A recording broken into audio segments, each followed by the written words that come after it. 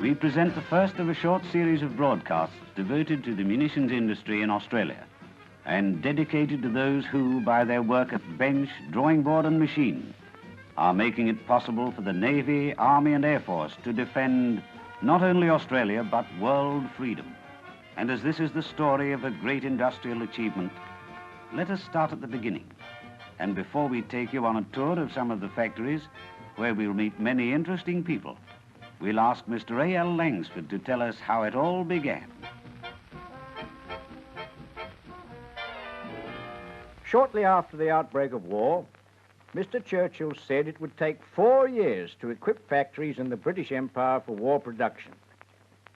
The development of munition factories in Australia marks one of the most amazing achievements in the industrial history of this Commonwealth. Before the war, only 6 small factories were making machine tools. Up to 1937, not one gun had been made in Australia. When the story of this war comes to be told in full, we shall doubtless hear of many tremendous things now hidden from us. This story will tell you of the amazing individual efforts of the workers who have built up our munition plants. And now that we've heard in brief the genesis of this great achievement, we'll ask the men and women of this vast industry to take up the story. Now, let me see. Your name is? Joan. And what do you do? I'm a stenographer and typist on the administration staff. What induced you to take up this work? Well, I have 2 sons in the AIF, the elder overseas and the younger somewhere in Australia. After they left, I naturally felt terribly lonely, so I made up my mind to do something toward the war effort. I leave home soon after 7 every morning and usually arrive back again about 6:30 p.m., with the exception of one night a week when we work back without pay. We give the government the 3 nights' work per week because we're not called upon to work on Saturdays. But who prepares the meals?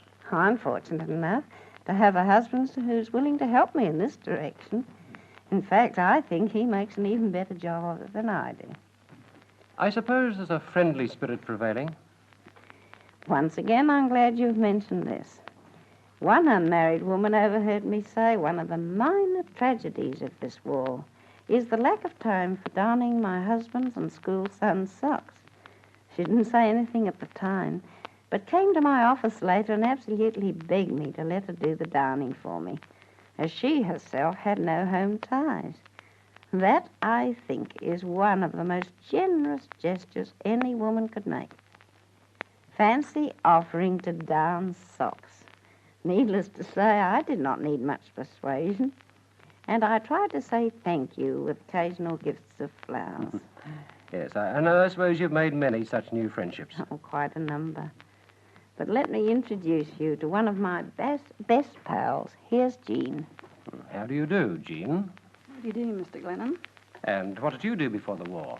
I ran my own business in Darwin. Darwin? Oh, when did you leave Darwin? I was evacuated from Darwin in January last, when most of the women and children had already been evacuated. Did you have any narrow escapes? No, I may or may not have had narrow escape had I remained in Darwin, because my home received a direct hit in one of the raids, and there was nothing but the cement pillars left standing. There's no doubt that the men and women of Australia are doing a wonderful job. And in this series of broadcasts, we'll hear more of their stories.